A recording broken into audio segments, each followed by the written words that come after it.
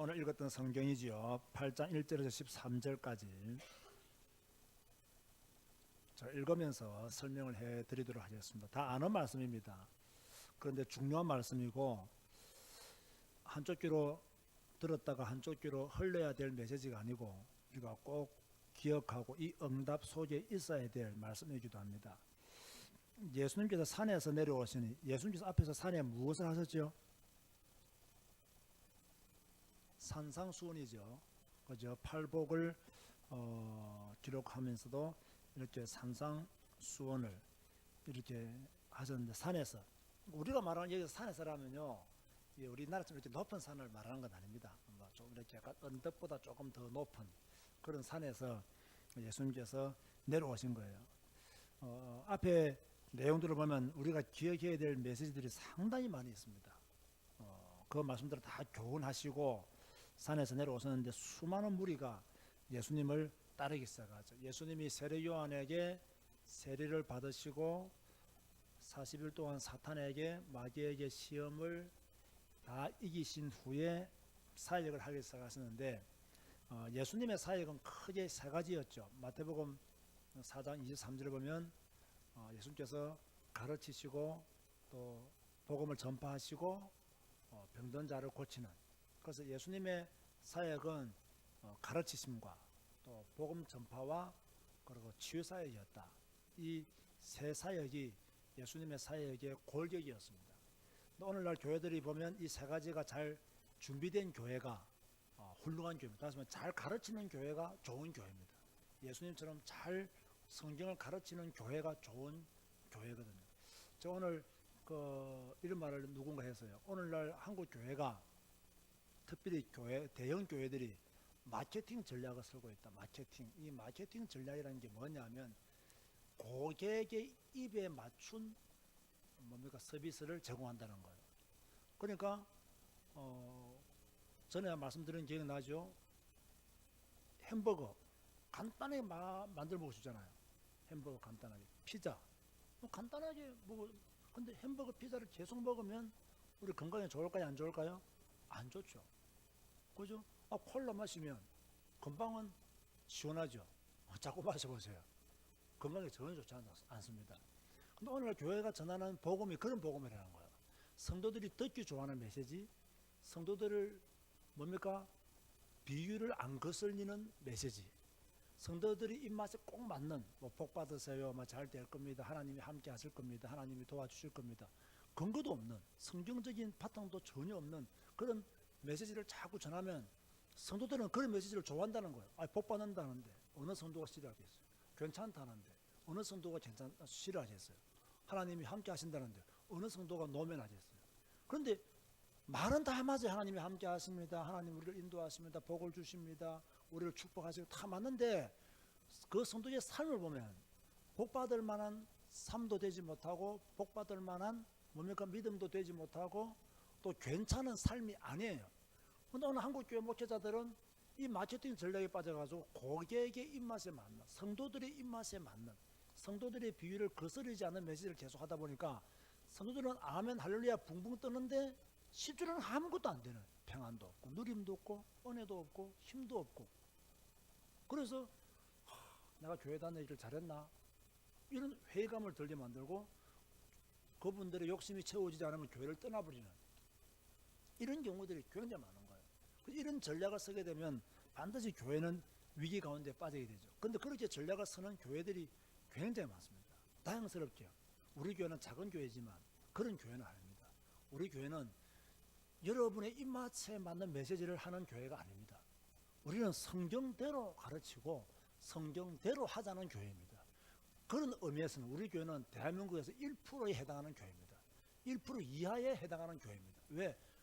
보통 목사님들이 이렇게 성도들에게 야단을 칩니까, 안 칩니까? 절대 안 칩니다. 성도들이 야단 안 맞다 보니까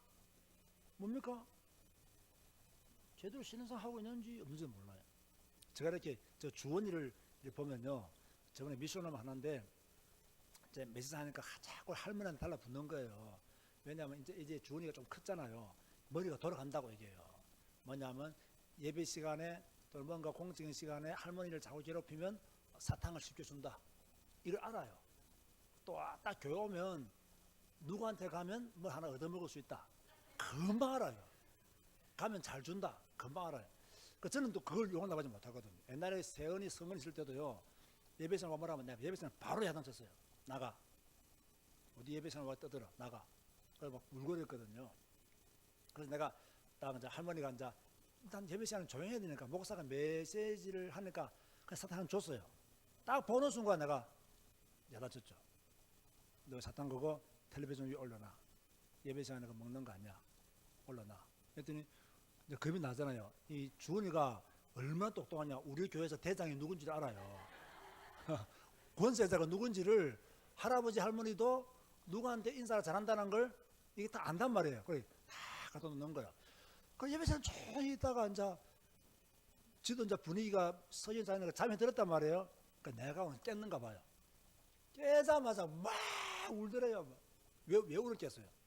사탕을 못 먹어가지고 억울하다는 거지. 막 우는 거예요. 그런데요, 그게 아무것도 아니지만 뭐 김준성 권사님이 섭섭하지 않았겠지만 어떤 분들은 섭섭해하잖아요. 내 자식 귀하고 내 손자 귀한데. 그런데 그게 자꾸 설이 버릇이 되고 습관이 돼버리면 아주 나쁜 행위가 돼버리거든요. 근데 그런 걸 오해하실 분이 아니라기 때문에 내가 다 야단을 치는 거죠. 한 번씩 보는 그 전에 보면 킥보드 타고 오더라고 이게요. 지는 나한테 자랑하려고 왔지. 그게 혼날 거리라는 걸 전혀 몰랐던 거죠. 그래서 매번 다 마치고 이 킥보드는 본당에 들어오면 안 돼. 밖에서만 타. 한 번 딱 말했는데요. 절대로 본당에 안 들어오더라고요. 본당에 들어오질 않아요. 밖에만 타더라고요. 요즘 보이도 안 하더라고요. 지난주에 아동부에서 이 사탕을 줬는가 봐요. 또 하필 가다가 또 선영 집사가 이 목사님한테 인사를 하고 하다가 보니 딱 사탕이 딱 있는 거예요. 그래서 내가 사탕을 줄래 했더니 툭 놓더라고요. 나는 그 툭에 두 개 있는 줄 몰랐어요. 한 개 있는 줄 알았더만은 놓더라고요. 이 사탕을 먹으면 이가 아파. 이가 아프면 병원에 가야 돼. 병원에 가면 주사를 맞아야 돼. 너 주사 맞는 거 좋아하기로 싫다더라고. 그러면 사탕은 목사님한테 주고 가. 이래가지고 지금도 내 책상 위에 있습니다. 그 뺏은 사탕 그대로 내 책상 위에 남아있거든요. 근데 이런 걸 가르치면 좋아해야 돼, 안 좋아해야 돼요? 좋아해야 돼요. 그런데요, 안 좋아해요. 왜? 내 입맛에 안 맞다는 거예요. 멀리를 바라볼 줄 몰라요. 멀리를 보고 가야 되는데 당장 내 앞에 내가 편한 거, 내가 좋아하는 거 이것만 보고. 그러니까요, 목사가 성도들 약간 야단치면 성도들은 금방 삐집니다. 그죠? 금방 자기 생각만 하고 이 고치지를 못한다니까요. 그러다 보니까 결국 가면 어려움에 처해지는 그런 경우들도 많이 있죠. 근데 예수님은 가르치는 거예요. 가르치는데 일반 무리들은 예수님의 가르침에 순종했습니다. 성경 잘 보세요. 누가 반대하고 누가 예수님을 죽이려고 하고 언론했죠? 그 당시에 바리새파 서기관들 그죠? 사두개인들이 전부 다 지도자 위치에 있었던 요즘 말로 하면 쉽게 말하면 중직자 위치에 있었던 사람들이 예수님의 가르침에 반항합니다.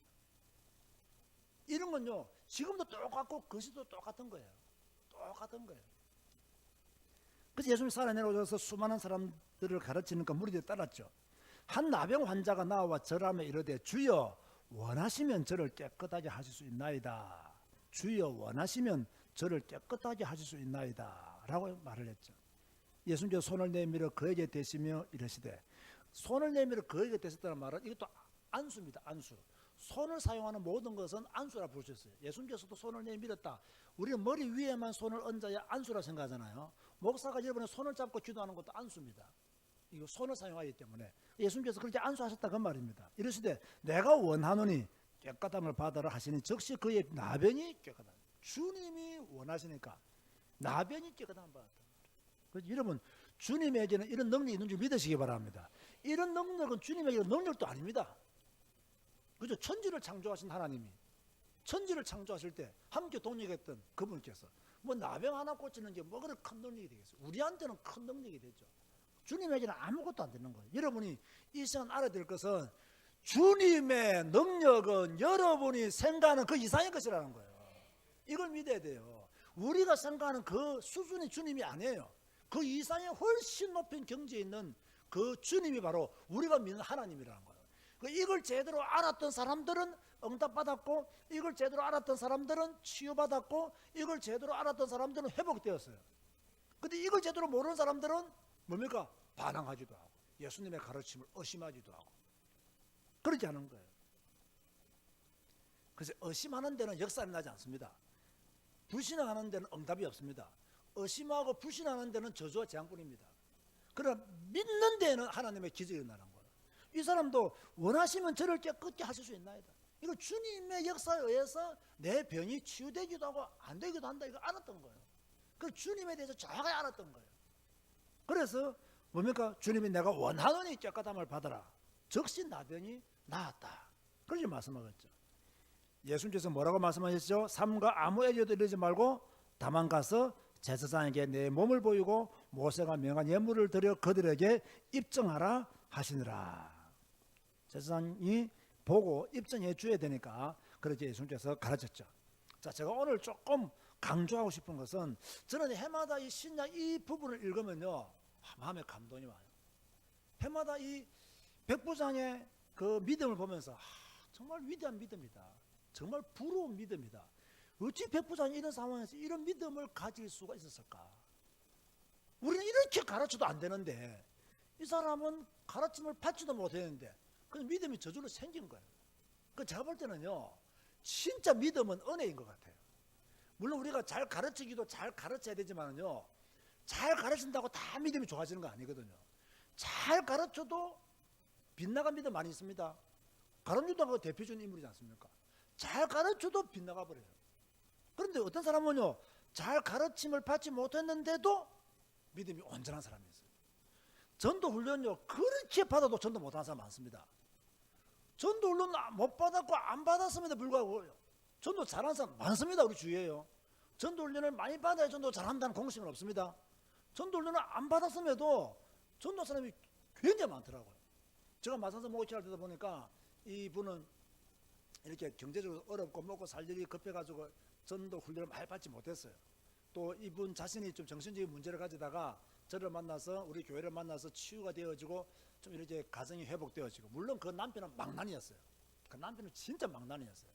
제가 이렇게 목회하면서 마산서 목회하면서 망난이 남편 2명을 내가 기가고 있거든요. 요 집사 중에 한 명이 망난이었고 또 다른 여 집사 중에 한 명이 또 망난이었고 또 망난이 비스무리한 사람들도 많았고 근데 이 사람 남편도 완전히 망난이에요.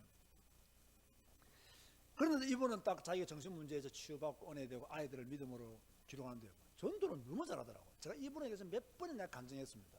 우리 교회가 그때 제가 신모하던 교회가 100명이 안 넘어갈 때 이분의 전도로 말미암아 100명이 넘어갔거든요. 그만큼 이분은 전도를 많이 했어요. 근데 이분은 막 본부 훈련을 많이 받은 사람이냐? 그렇지는 못했어요. 그런데 어쨌든 제 교회 시간표를 따라서 전도를 해야 된다. 복음 전해야 된다. 현장이 시급하다. 현장에 시달리는 사람 많다. 현장에 어려운 사람이 많다는 거 알고 그냥 교회 강단 매질 때 은혜 받고 전도하기 시작하는데 뭐 전도가 굉장히 많이 되었어요. 그래서 그분의 전도를 말미암아 이제 100명이 넘어서게 되고 그 사람이 자기가 옛날에 병원에 입원했을 때 함께 입원했던 사람들 찾아다니면서 전도했는데 그 사람들이 우리 교회로 들어오고 이렇게 해서 뭐 교회가 갑자기 부흥하게 되었거든요. 이분 보면 아직 큰 훈련을 받지 못했음에도 불구하고 어떻게 되느냐? 하나님이 주시는 그 믿음의 은혜를 받은 거예요. 은혜를 받은 거예요. 은혜를 받으니까 이분이 믿음이 생긴 거예요. 믿음이 생기니까 전도도 하고 그 많은 열매들을 보게 되는 그런 전인이었거든요. 이 백부장이 그런 사람이었어요. 예수님의 말씀을 많이 듣지도 못했던 것 같아요. 그냥 소문만 들었어요. 그죠? 소문만 들었는데 그런데도 예수님을 찾아갔죠. 누가복음에는 유대 장로들을 보내었다라고 했지만 마태복음에는 이 백부장이 나와 간구했다라고 약간 차이는 있지만 그렇게 말씀하고 있죠. 5절 말씀해 보니까 예수께서 가버나움에 들어가시니 여러분 예수님께서 가장 많이 사역했던 지역 중에 하나가 가버나움입니다. 많은 치유와 메시지를 가버나움에서 주셨던 것을 지금까지 우리가 성경 읽으면서 또 앞으로 읽을 내용들 중에서도 이 가버나움이라고 하는 이 지역을 잘 한번 염두에 두고 보시기 바랍니다. 한 백부장이 나와 간구하여 한 백부장이라면 그 당시에 로마 군인이었다는 것을 쉽게 알 수 있죠. 백부장이었다. 로마 군인으로서 백부장은 유대인입니까? 이방인입니까? 이방인이었다는 것도 금방 알 수가 있죠. 이 이방인인 백부장이 나와 간구하기를 뭐라고 간구하느냐? 이르되 주여 내 하인이 중풍병으로 집에 누워 몹시 괴로워하나이다. 딱 이 말 한마디만 듣더라도요, 이 사람의 인간성을 알 수 있잖아요. 이 사람의 인간미를 알 수 있잖아요. 뭐 하인 하나 아픈 게 뭐가 대수로운 거라고. 예수님께 나와서, 그죠? 내 하인이 중풍병으로 집에 누워 몹시 괴로워하나이다. 이렇게 말할 주인이 몇 명 되겠습니까? 제가 볼 때는 아마 이 하인이 이 중풍병에 걸려있지만 이 백부장이 특별한 하인이었던 것 같아요.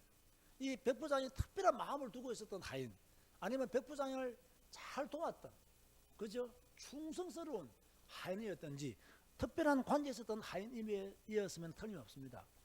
저는 이게 제일 중요하다 보거든요. 여러분, 우리가 세상 살면서요, 모든 사람들이 다 스쳐 지나갑니다. 많은 사람들이 스쳐 지나갑니다. 그럼 우리 마음에 남는 사람도 있잖아요. 그죠? 내 마음에 새겨지는 사람도 있잖아요. 어찌됐든 이 하인이 그 백부장에게 새겨지는 그런 인물이었어요. 그리고 이 백부장은 그 하인을 굉장히 사랑해서, 그죠? 집에 누워 몹시 괴로워하나이다. 참 인간미를 알 수 있는 그런 대목이죠. 그래서 예수님이 보자마자 뭐랬습니까? 내가 가서 고쳐주리라.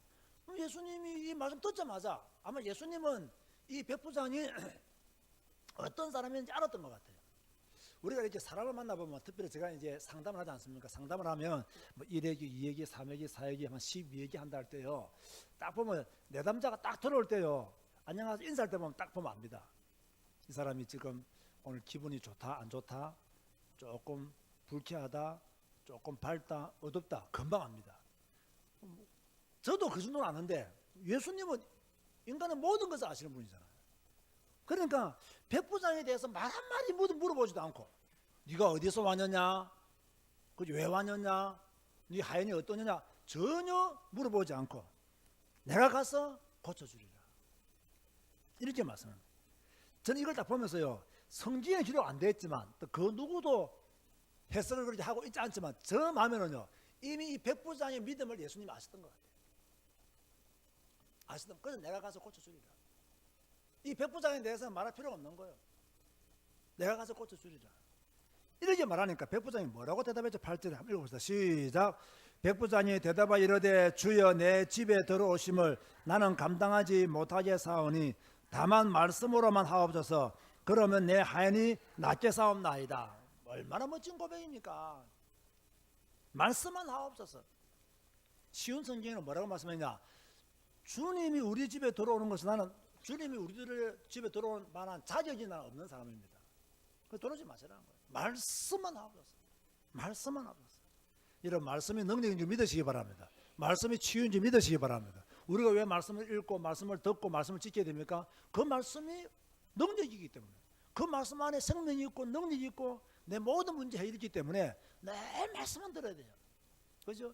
우리가 내 성경 읽으면요, 그만큼 기쁨이 생기잖아요. 성경 읽으면 그만큼 힘이 나잖아요. 성경 읽으면 하나님이 내게 힘을 주시잖아요. 저는 오늘도 이 말씀 읽는 가운데요, 참 하나님이 은혜를 주시더라는 거예요. 진짜 큰 믿음을 가져야 되겠다, 그런 생각이 들더라는 거예요. 그래서 말씀만 하옵소서. 그러면 내 하인이 낫게 사옵나이다. 말씀만 하옵소서.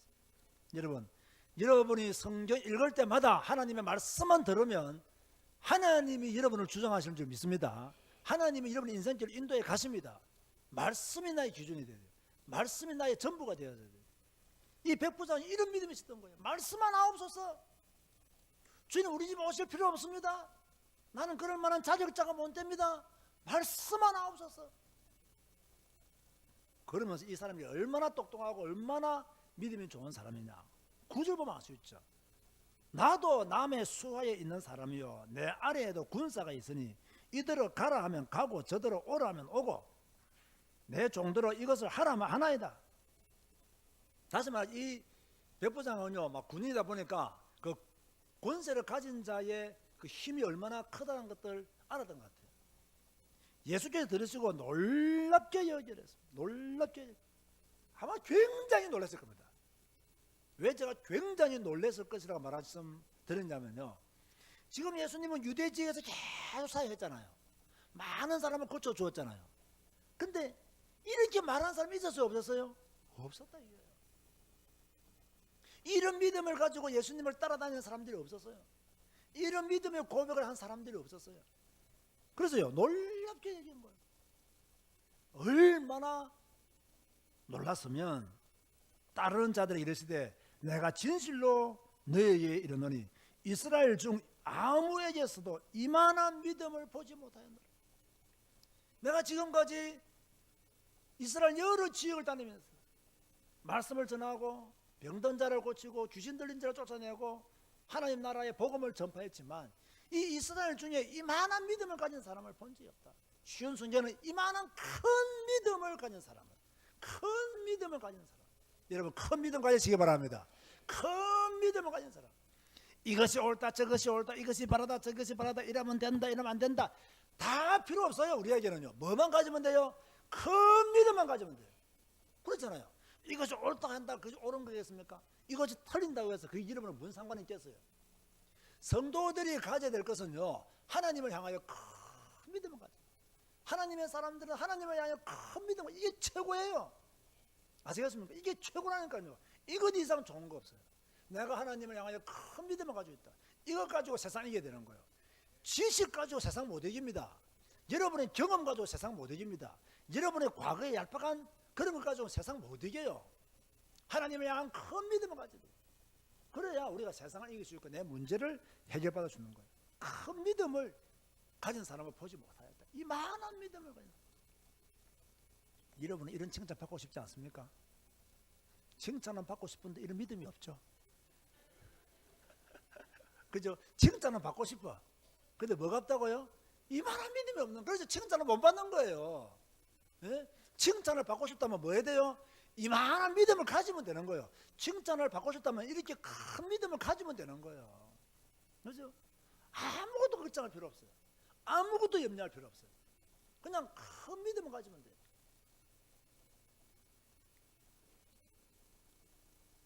여러분들은 뭐 젊은 시절이 어땠는지 모르겠습니다. 제가 한번 간증했죠. 저는 젊은 시절에 별로 소망이 없었던 사람입니다. 우습게 들리는지 모르겠지만은요, 그다지 제가 똑똑한 사람도 아니었고요. 또 저는 전도사 때부터가 이제 어릴 때부터 말을 더듬었기 때문에 늘 저는 이 말 더듬는 것 때문에 늘 눌리셨어요. 우리 아버지가 심심하신 말씀, 너는 목사가 되겠다는 놈이 어찌 그래 말이 더듬냐? 우리 집안에 말 더듬는 사람이 없는데 너는 왜 그렇게 말을 더듬냐? 제가 이 말을요 너무 많이 듣고 자랐어요. 목사가 되려면 말이라도 잘해야 되지, 말을 왜 그렇게 더듬냐? 그래서 저는요, 목사는 되고 싶고 어릴 때부터 목사는 되겠다고 그렇게 또 서원도 했고, 그 신학교까지 가는데 계속 말은 더듬고 말은 안 고쳐지고, 그죠? 또 뭐 다른 친구들 보니까 빨리빨리 전도사로 나가기도 하고, 물론 저도 빨리 나간 죄서이지만 나가기도 하고, 늘 걱정이, 말 더듬는 나를 누가 전도사로 서줄까? 말 더듬는 나를 누가 데려가서 전도사를 시켜주는 목사님이 어디 계시겠느냐? 이런 걱정들이 나는 늘 많았어요. 늘 그것 때문에 눌렸어. 그죠? 힘들어했어요. 아마 여러분도 여러 가지 뭐 눌리는 이유들이 아니겠습니까? 뭐 저는 다 알지 못하지만. 그런데요, 하나님을 향한 믿음을 딱 가져버리면요, 따지고 보면 눌릴 거 아무것도 없어요. 내가 눌린다고 하는 것은 하나님을 향한 큰 믿음을 내가 못 가졌다는 이야기예요. 이 말 이해됩니까? 내가 하나님을 향하여 큰 믿음을 가지고 있으면 눌릴 것도 없고 기죽을 것도 없고 어설픈 것도 없고 큰 믿음만 딱 가지고 있다면 걱정할 것도 별로 없어요. 문제가 아니라 내가 지금 큰 믿음을 못 가지고 있는 게 문제예요. 이 사건이 어렵고 힘들어서 문제가 되는 게 아닙니다. 하나님을 향한 큰 믿음이 없기 때문에 문제가 되는 거예요. 인간적으로 불가능해. 큰 믿음이 없다는 확실한 증거입니다. 힘들어. 큰 믿음이 없다는 확실한 증거입니다. 그렇죠? 아, 예배 가야 되는데 피곤해. 이것도요, 큰 믿음이 없다는 확실한 증거입니다. 큰 믿음만 있으면 모든 게 가능해져요. 큰 믿음만 있으면 모든 것이 하나님의 축복 안에서 열릴 수가 있어요. 그런데 우리에게 뭐가 없느냐? 큰 믿음이 없는 거예요. 교회는 오래 다녔는데 큰 믿음이 없어요. 성경은 많이 읽는데 큰 믿음은 없어요. 그죠? 이것저것 교회에서 많이 아는데 뭐가 없느냐? 큰 믿음이 없어요. 교회 오래 다니는 게 중요한 게 아닙니다. 오늘 나중에 또 보세요. 오늘 내가 큰 믿음을 가지고 있느냐 안 가지고 있느냐가 중요한 거예요. 잘 들어보세요, 여러분. 예수님께서 뭐라고 말씀하셨는지. 이스라엘 중 아무에게서도 이만한 믿음을 보지 못했다. 이렇게 큰 믿음을 가진 사람 보지 못했다는 거예요. 자, 따져보세요. 이방인이 큰 믿음 가지고 있어야 됩니까? 유대인이 큰 믿음 가지고 있어야 돼요? 유대인들이 큰 믿음 가지고 있어야 돼요. 모든 혜택을 다 받은 유대인들은 큰 믿음이 없었다 이거예요. 그런데 벌어진 사람, 저 이방인이 큰 믿음을 가지고 있어요. 그게 얼마나 이게 놀라운 거냐, 얼마나 큰 비밀이냐 말이에요. 그래서 예수님께서 11절 말씀하시죠. 또 너희에게 이르노니 동서로부터 많은 사람이 이르러 아브라함과 이삭과 야곱과 함께 천국에 앉으려니와. 자, 동서로부터 많은 사람이 천국 간다 그 말입니다. 그런데 12절에 보세요. 그 나라의 본 자손들은 바깥 어두운 데 쫓겨나 거기서 울며 이를 갈게 되리라. 무슨 말입니까? 이게 무슨 말일까요? 예수님께서 하실 말씀은 유대인들보다 이방인들이 구원을 더 많이 받는다는 이야기 지금. 원래 하나님 나라 가야 될 이 백성들은 뭡니까?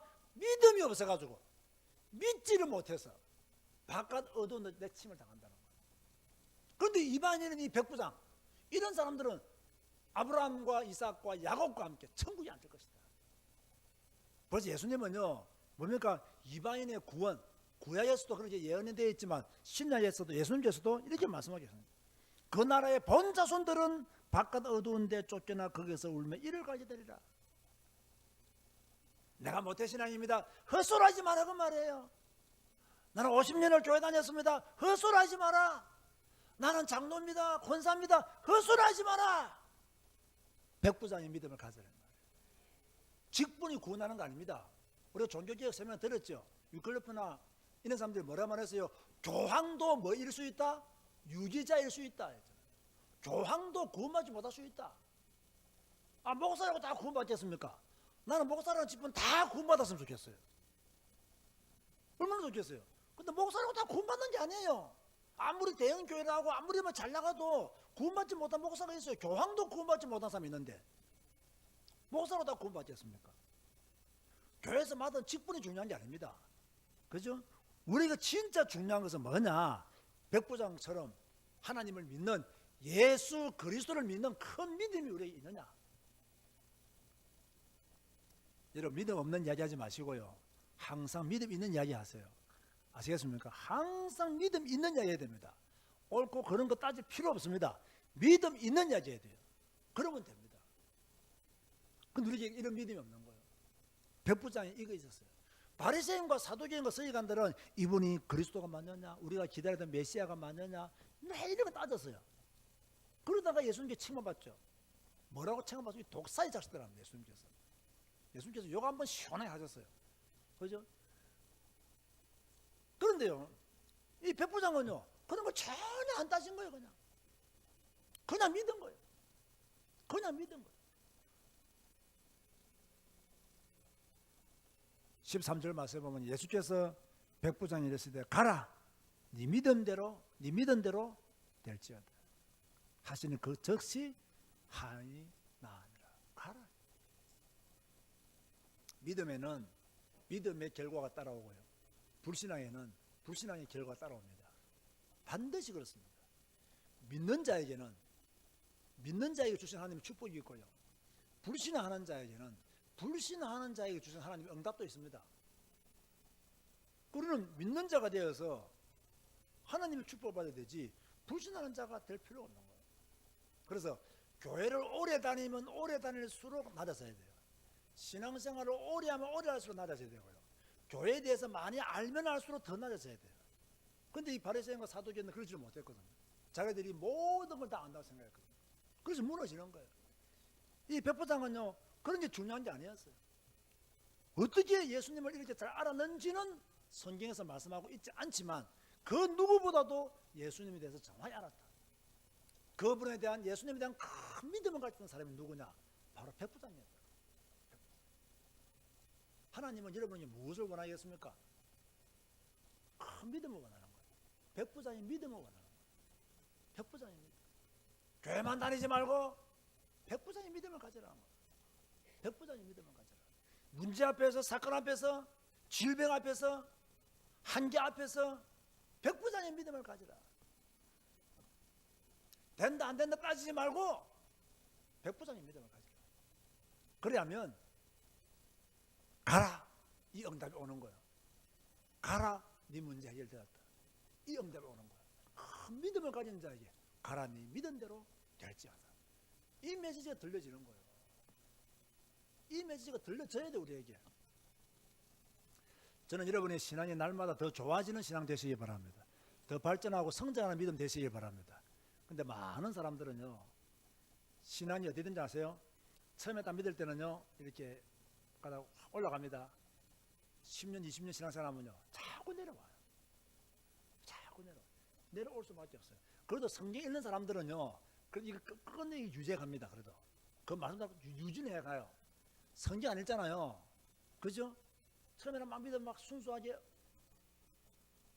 목마른 사슴이 시냇물을 갈급하고 막 은혜 받습니다. 좀 은혜 받고 교회에 대해서 알고 교회 체제나 질서나 행 좀 알면요, 그때부터는 두두두두 떨어지기 시작합니다. 이걸 성경을 통해 말씀 읽으면서 다시 이렇게 세워야 되는데 성경도 안 읽지, 이게 안 되는 거예요. 오늘 누가 와서 저한테 그런 말 하더라고. 우리 학생 중에 한 명이에요. 목사님, 목사님 강의를 계속 듣는 가운데 목사님 말씀이 맞는 것 같더라고요.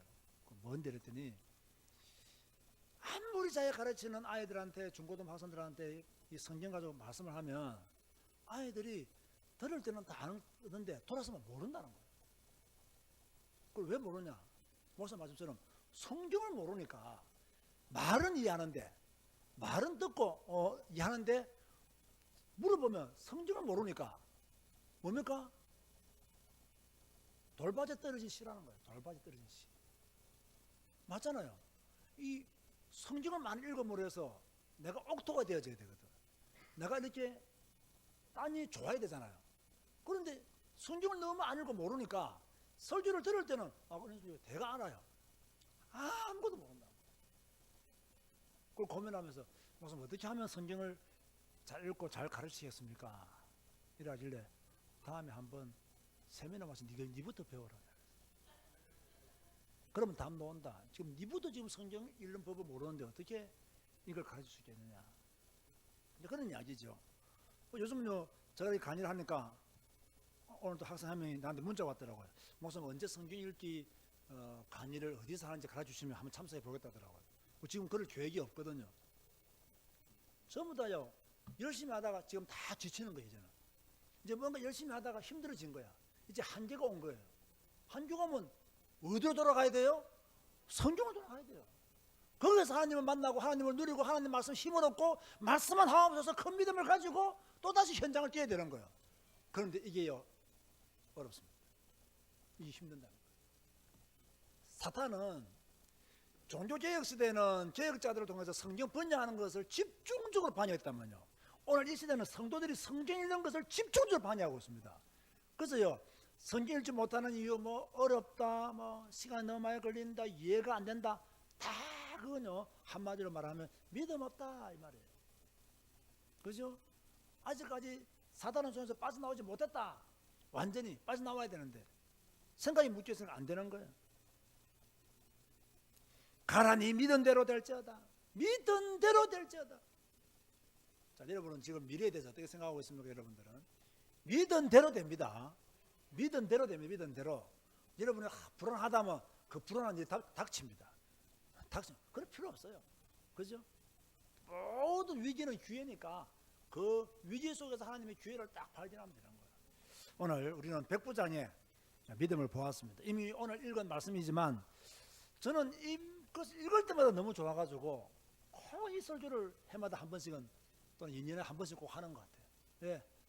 백부장의 믿음, 이 믿음이 어디서 생겼을까? 그게 너무 궁금하기도 하고 또 정말 나도 이만한 믿음을 가진 사람을 보지 못하였노라.